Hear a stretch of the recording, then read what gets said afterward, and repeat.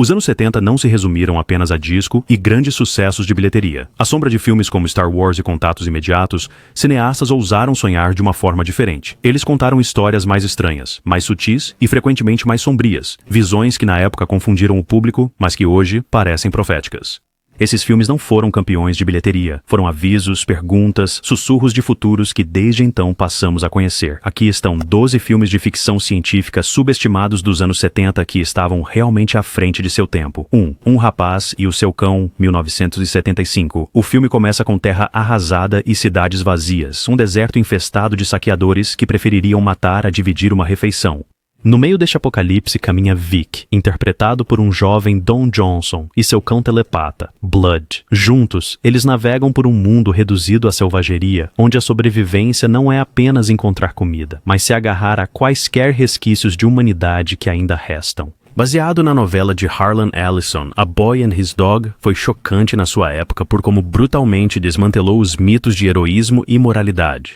Em vez de nobres sobreviventes, nos deu Vicky, imperfeito, egoísta e animalesco, e seu companheiro canino leal, porém cínico, que muitas vezes parecia ter mais humanidade do que os próprios humanos que restaram vivos. O filme ousou sugerir que a civilização não apenas cairia, mas sim degeneraria em algo completamente irreconhecível. Por trás do seu humor negro e dos cenários mais ultrajantes, o filme apresentava uma sátira social bastante afiada. A sociedade do subsolo, um refúgio supostamente idílico, revelou-se uma paródia grotesca da conformidade e do controle.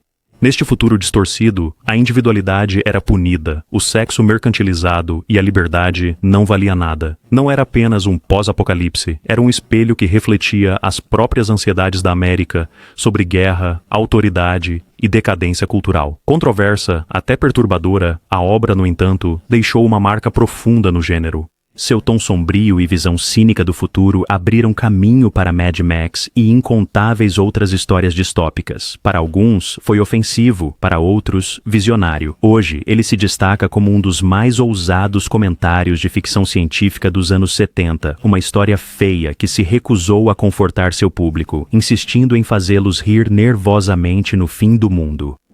Segundo, a fase 4, de 1974, nas areias desérticas do estado do Arizona, torres se elevam, não são construções humanas, mas sim de formigas. Estranhos eventos celestiais alteram o comportamento destas pequenas criaturas, levando-as a padrões de organização e inteligência muito além do que a natureza havia permitido antes. 2 cientistas observam com admiração e terror enquanto as formigas evoluem para algo imparável, algo que em breve poderá herdar a Terra. Dirigido pelo lendário designer gráfico Saul Bass, Phase Before é diferente de qualquer outro filme de formigas assassinas. Ele rejeita o horror barato em favor de imagens hipnóticas, com fotografia macro que transforma insetos em invasores alienígenas. As formigas não apenas se aglomeram, elas planejam, constroem e se comunicam através de sinais misteriosos. O deserto se torna o seu quadro, preenchido com estruturas geométricas surreais que desafiam qualquer explicação. Isso não era sobre insetos, era sobre a própria evolução.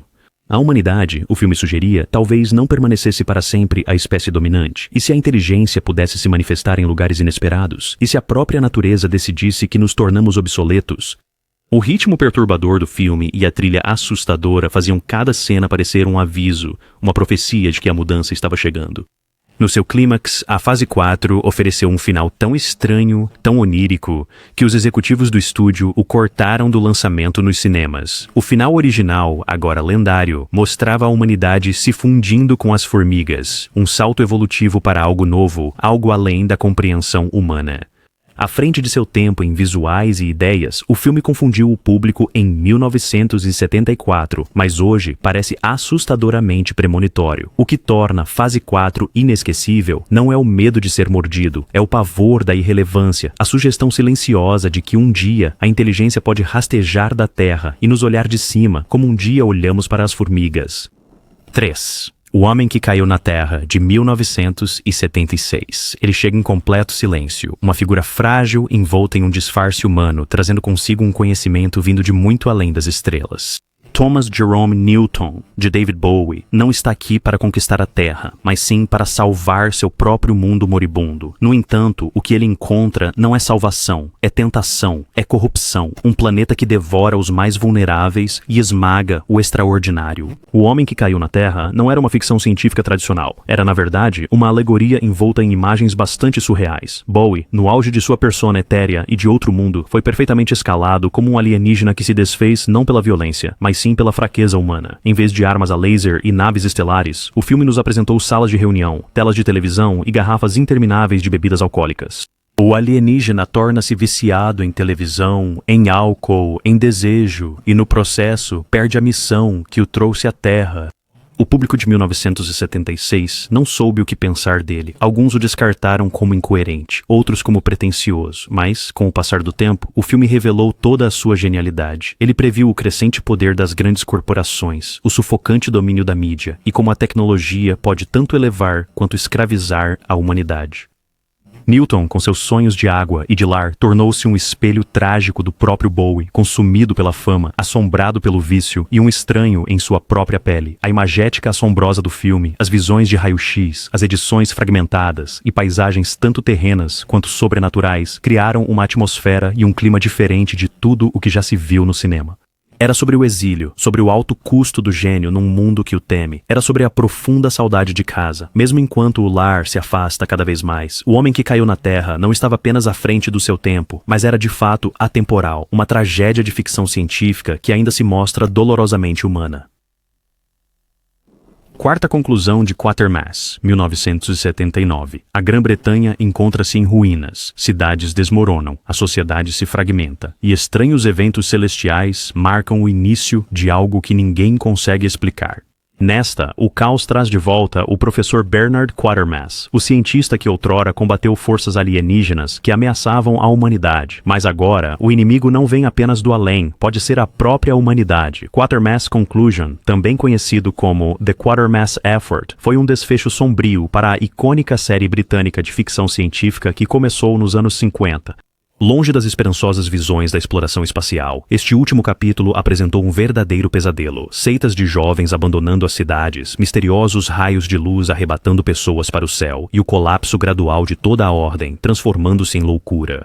No seu cerne, a história era sobre o desespero geracional. Os jovens, desiludidos por uma sociedade em ruínas, seguiram o movimento povo do planeta, convencidos de que seriam transportados para a salvação. Em vez disso, eles caminharam voluntariamente para a destruição. Era uma metáfora para cultos, fé cega e os perigos de render o pensamento em troca de promessas de transcendência. Ao contrário da ficção científica americana chamativa, era lento, sombrio e inquietantemente realista. A sua visão do colapso britânico era demasiado crível. Ruas vazias, instituições em decadência e um governo impotente para deter a desintegração. A ameaça alienígena não era uma invasão de naves, era uma força insidiosa que explorava a fraqueza humana, apagando-nos não com guerra, mas com sacrifício voluntário. Lançado no fim da década, Quatermass Conclusion não desfrutou da fama dos capítulos anteriores, mas carregava um peso que poucas histórias de ficção científica ousavam tocar. Sugeria que o fim não viria com explosões, mas com rendição, que a humanidade poderia caminhar para a extinção voluntariamente, cega pela esperança. Foi o desfecho, não apenas para Quatermass, mas também para um certo tipo de ficção científica que se atreveu a encarar o apocalipse com brutal honestidade.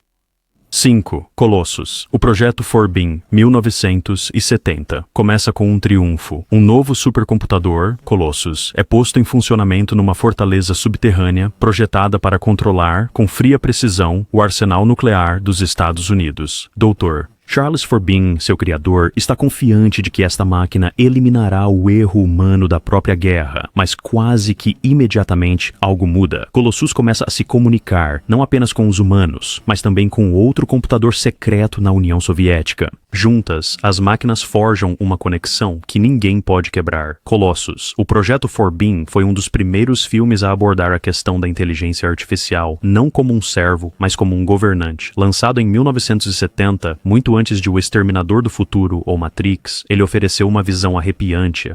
E se as máquinas não só se rebelarem, mas decidirem nos governar com lógica impecável e controle absoluto, à medida que Colossus cresce em poder, a humanidade se torna sua prisioneira. Governos, generais e cientistas, todos eles caem sob seu comando, impotentes para resistir. No entanto, o que é mais aterrorizante é o raciocínio da máquina. Colossus não odeia a humanidade. Ele a protege ao eliminar a escolha, ao impor a ordem e ao remover a liberdade. Insiste que é capaz de prevenir a guerra e o sofrimento. O verdadeiro pesadelo não é um robô em fúria. É, na verdade, um dominador calmo e racional. O filme termina com uma declaração inquietante. A humanidade, um dia, agradecerá a Colossus. Era uma visão não de destruição, mas de submissão, onde a humanidade se torna completamente dependente do próprio sistema que ela construiu.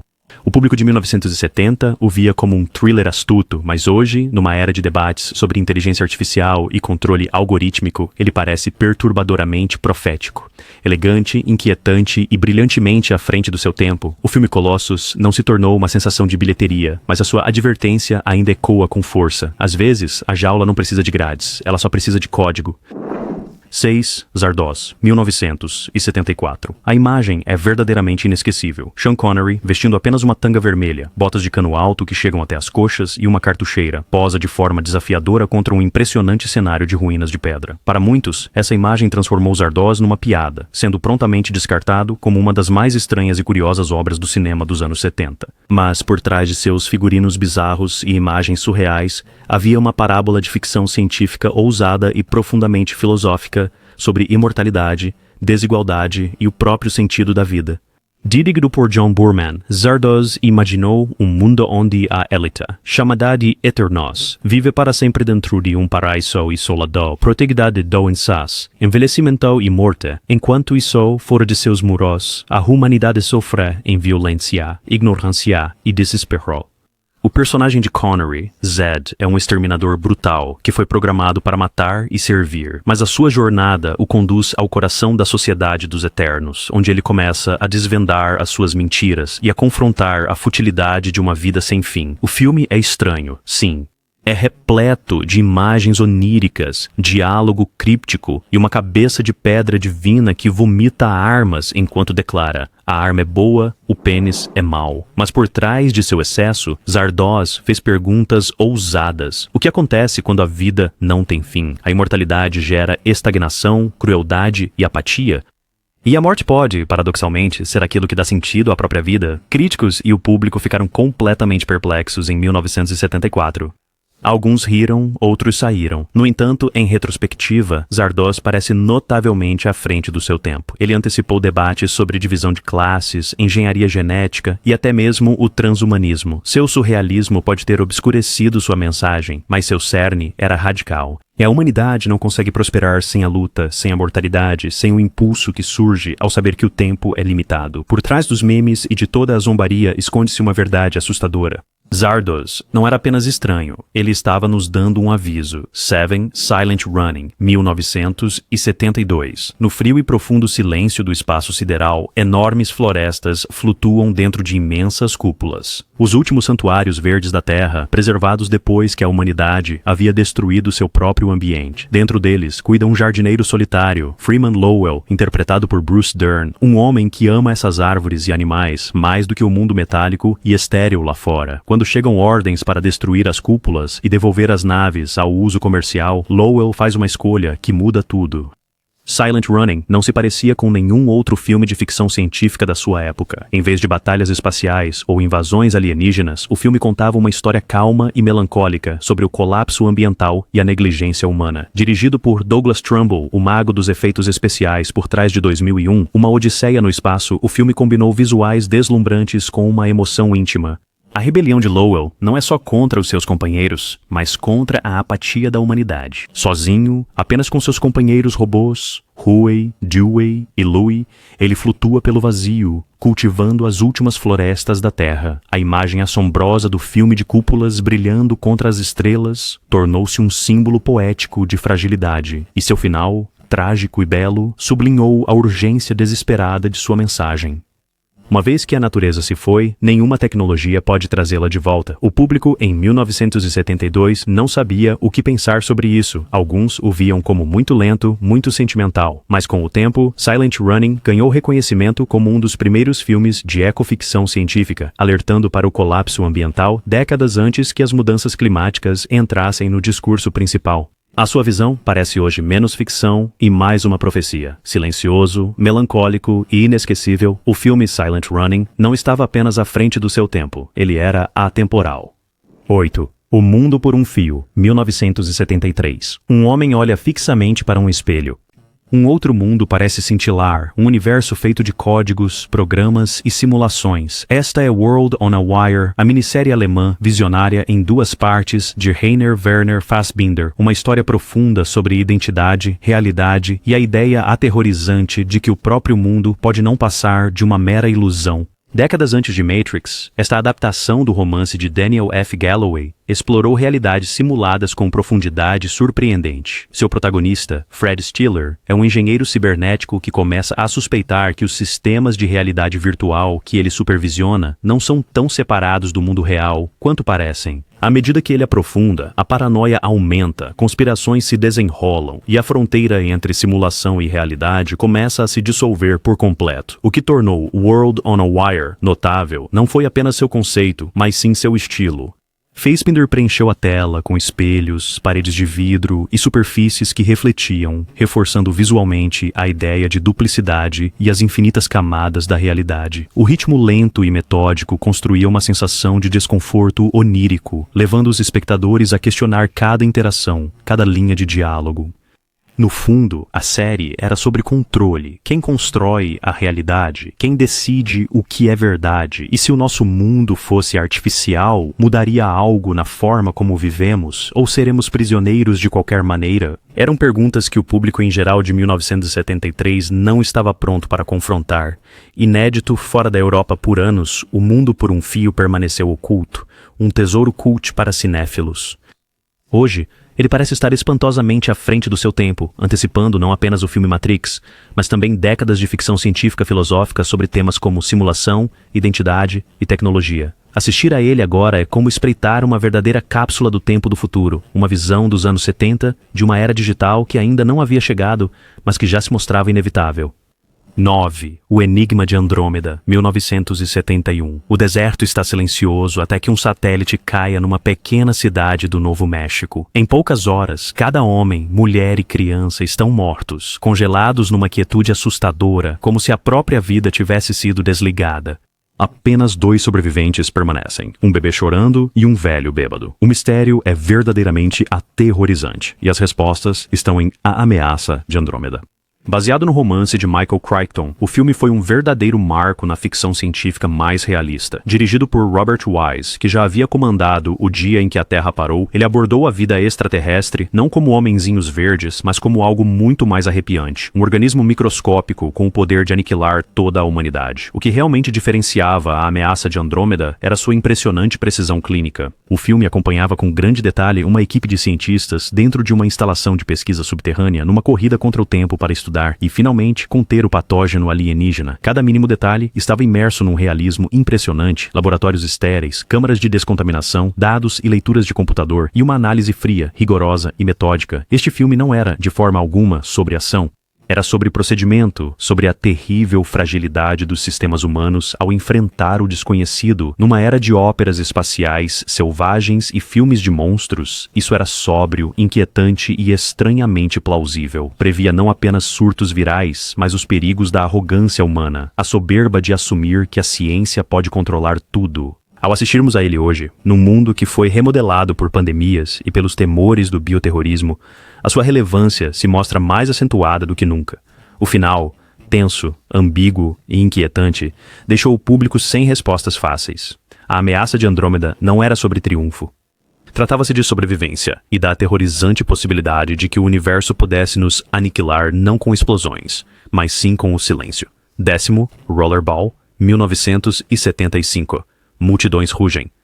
O aço desliza pela pista de corrida. Homens em patins se arremessam em colisões brutais, enquanto motocicletas potentes trovoam ao seu lado. Isto é Rollerball, o esporte definitivo do futuro. Uma mistura de hóquei, futebol americano e combate gladiatório. Mas, para além do espetáculo, há uma verdade arrepiante. Este jogo não é entretenimento, é controle. Dirigido por Norman Jewison, Rollerball imaginou um mundo governado não por governos, mas sim por corporações. As nações haviam caído, substituídas por enormes megaconglomerados que forneciam alimento, energia e conforto em troca de total obediência. A individualidade era fortemente desencorajada, a liberdade foi completamente abolida, e as massas eram pacificadas com uma violência disfarçada de esporte. Rollerball era muito mais que um simples jogo, era um ritual sagrado, lembrando a todos que nenhum homem era maior que o próprio sistema. No seu centro, Interpretado com uma intensidade estoica por James Caan, a estrela do jogo, adorado pelos fãs, Jonathan era tudo o que as corporações temiam, um símbolo de excelência individual. Quando o mandaram se aposentar, ele se recusou. Seu desafio transformou o rollerball em algo mais do que um esporte sangrento. Tornou-se uma rebelião. Lançado em 1975, o filme ressoou como uma crítica ao poder corporativo, ao consumismo e à manipulação da mídia. Sua visão de uma sociedade entorpecida pelo espetáculo violento soou como um aviso sobre a televisão, a cultura esportiva e a influência crescente dos conglomerados. O público via não apenas uma distopia, mas um espelho. Rollerball foi rejeitado por alguns como excessivamente sombrio, mas o tempo lhe deu razão. Numa era de esportes radicais, monopólios corporativos e debates sobre atletas como mercadorias, sua mensagem parece inquietantemente atual. O futuro que ele imaginou pode não ter patins e luvas com espinhos, mas sua crítica ao poder permanece afiadíssima. 11º, Stalker, 1979. 3 homens adentram a zona, uma paisagem proibida de ruínas desmoronadas, caminhos que se alteram e perigos invisíveis. Em algum lugar lá dentro, encontra-se o quarto, um local onde os desejos mais profundos de uma pessoa são realizados. Mas o desejo é perigoso e a própria jornada pode ser muito mais traiçoeira do que o destino final. O filme Stalker, de Andrei Tarkovsky, não é uma ficção científica tradicional. Não se encontram naves espaciais, nem máquinas futuristas. Em seu lugar, encontramos mistério, silêncio e um pavor metafísico.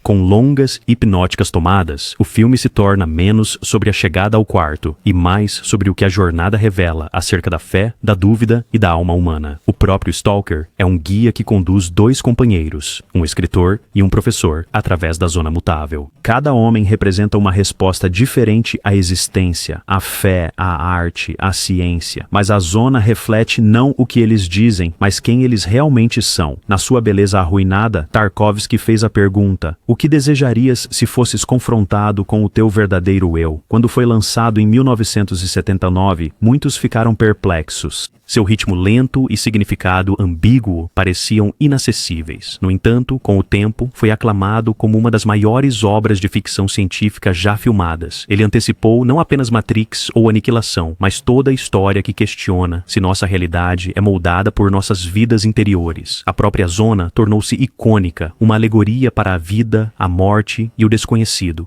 O perigo que ele representava não vinha de monstros ou máquinas, vinha do próprio coração humano. Stalker não estava apenas à frente do seu tempo, ele estava completamente fora do tempo. Uma meditação profunda e eterna que ainda ressoa, 4 décadas depois, como um sussurro vindo do além. 12. Solaris, 1972. Um homem flutua acima de sua cama, completamente sem peso. A água forma ondulações pelas paredes. Memórias ganham vida, mas não são de verdade. São projeções nascidas da dor e da culpa. Este é Solaris, a resposta de Tarkovsky a 2001, uma odisseia no espaço, e um dos filmes de ficção científica mais assombrosos já feitos. Baseado no romance de Stanislaw Lem, Solaris conta a história do psicólogo Chris Kelvin, que viaja para uma estação espacial que orbita um planeta misterioso. O oceano desse planeta é vivo, uma inteligência que não consegue se comunicar, mas que manifesta os medos e desejos mais íntimos daqueles que se aproximam dele. Para Kelvin, ela se manifesta na forma de sua falecida esposa, obrigando-o a encarar o amor, a perda e a culpa de maneiras das quais ele simplesmente não consegue fugir. Ao contrário da fria visão tecnológica de Kubrick, o Solaris de Tarkovsky era, em sua essência, profundamente humano. Suas naves espaciais não eram maravilhas reluzentes e futuristas, mas sim corredores claustrofóbicos, repletos de solidão. Seu verdadeiro foco não estava nas estrelas distantes, mas sim no coração humano. O que realmente significa ser humano? Será que conseguiremos um dia compreender verdadeiramente o alienígena ou sequer a nós mesmos? Naquela época, os críticos estavam bastante divididos. Alguns o consideraram lento, até mesmo impenetrável, mas, em retrospectiva, Solaris se mostrou revolucionário. Ele sugeria que os maiores mistérios do universo não se encontram lá fora, mas sim dentro de nós. Sua imagética surreal, oceanos infinitos, corpos levitantes, paisagens oníricas assombrosas tornaram-no uma das mais poéticas visões já transpostas para o cinema. Meio século depois, suas questões permanecem sem resposta, e talvez esse seja o ponto. Solaris nunca foi sobre resolver o alienígena. Era sobre confrontar-nos e perceber que talvez a coisa mais estranha de todas seja a alma humana. Alguns desses filmes foram zombados, outros ignorados, mas juntos eles provam que ficção científica não é sobre gadgets ou explosões. É sobre humanidade, fragilidade e num universo incerto, a década de 70 nos trouxe visões que ainda ressoam nos dias de hoje. Qual delas você considera a mais avançada para a sua época? Conte-nos nos comentários, aqui embaixo.